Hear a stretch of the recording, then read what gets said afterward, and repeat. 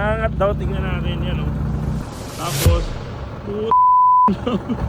gumagawang Pilipino, Brad. Mga one of one na build ng mga Pinoy.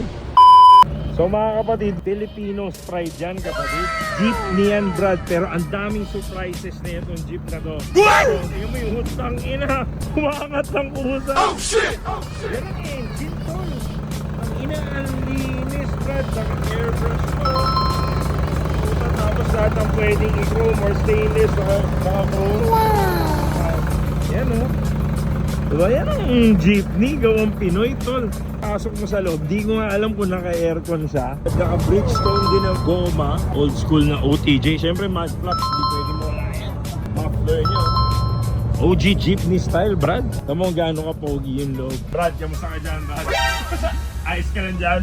Aircon siya, tol. Puta, aircon yung loob. May home entertainment, may TV, may subwoofer. Tapos pwede ka magkaraoke dito, kapatid. Pwede mo. Pwede. Tangina, Brad, ang lamig. Tapos yung labas, yung mga gawang Pinoy, chong. Ayan o, diba? Yung ginawa sila kanina eh. Ganyan talaga kababa yung bumper niya. Ano pag yung biyahe kanya? Hindi ka ba sumasabi dyan? Kaya po, nakakat naman po yung bumper po. Nakangat!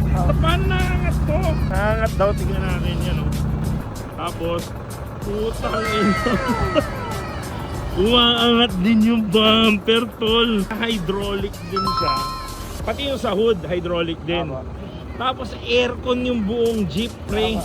Ang inang angas. Tapos pwede ba natin makita yung driver side, brother? Pagpasok mo sa loob, ito yung makikita mo. Hindi ang ganda nga eh. Naka-spark na seat siya, tapos mga naka-headrest din na speaker. Yan, brad, oh. Ayun yung mga amplifier niya. Brad, ang ganda nung loob. Kaya na yung steering wheel, chong. Tapos power steering pa, puta na. Naka-stereo, tapos old school na rocks na gauge. 2 din. Ano pa lo? Stereo. Yan na, Brad. Eh no, naalala ko to sa owner namin dati, yung mga rocks na gauge na yan. Kung kumpletuhin mo yan, Brad. Tsaka stainless lahat. Ganda oh. Ang daming switch sa loob, Brad. Tapos yun nga, malamig. Kasi naka-aircon.